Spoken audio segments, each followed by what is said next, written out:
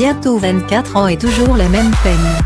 Le Daily Mail n'hésite pas à remuer le couteau dans la plaie en publiant les interviews explosives des soignants déployés lors de l'accident de voiture qui a coûté la vie à Lady Diana, le 31 août 1997.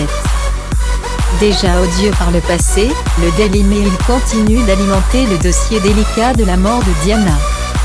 Le tabloïd britannique a publié des interviews explosives inédites des pompiers et médecins étant arrivés sur les lieux de l'accident qui a coûté la vie à Diana Spencer et à son compagnon Dodi El Fayed. Ce fameux soir d'août 1997.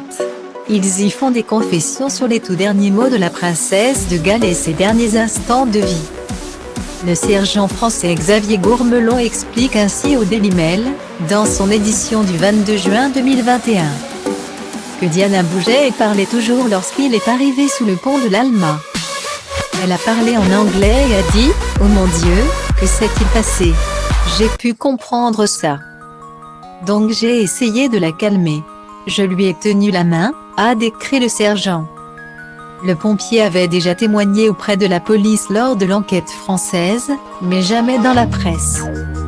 Lors de son intervention, Xavier Gourmelon n'a pas tout de suite reconnu Lady dimanche. Il a fallu qu'un coéquipier le prévienne. Il me dit qu'elle est après là. Oui, je la reconnais. Mais sur le moment non, commente-t-il. Sur les lieux du crash. Le sergent a été aidé par le médecin Frédéric Maillet, qui rentrait d'une soirée en voiture. Il s'est d'abord occupé de Diana, qui était assise par terre à l'arrière de la Mercedes. J'ai découvert qu'elle était une femme exceptionnellement belle, qui n'avait pas de blessures sérieuses au visage. Elle ne saignait pas, mais était inconsciente la plupart du temps et avait du mal à respirer. Ça avait l'air d'aller pendant les 5 premières minutes.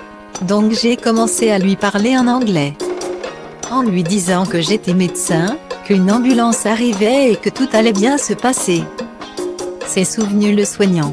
Le docteur Frédéric Maillet se souvient être parti à l'arrivée des secours, sans savoir qui était la femme qui l'avait soigné. Le conducteur de la voiture, Henri Paul, aurait été ivre durant ce trajet spécial, où il roulait à vive allure en essayant d'échapper aux paparazzi, pourchassé et harcelé autant par la presse que par la couronne. Diana Spencer était persuadée de finir sa vie dans un tel accident, bien organisé par le prince Charles. Lady Di le savait, il ne pouvait pas épouser Camilla, sauf si elle venait à mourir, faisant de lui un veuf et non un divorcé aux yeux de l'église anglicane. Après des années d'investigation, Charles avait été mis hors de cause par Scotland Yard. Malgré les preuves, des doutes subsistent toujours dans ce décès si banal pour une personne si extraordinaire.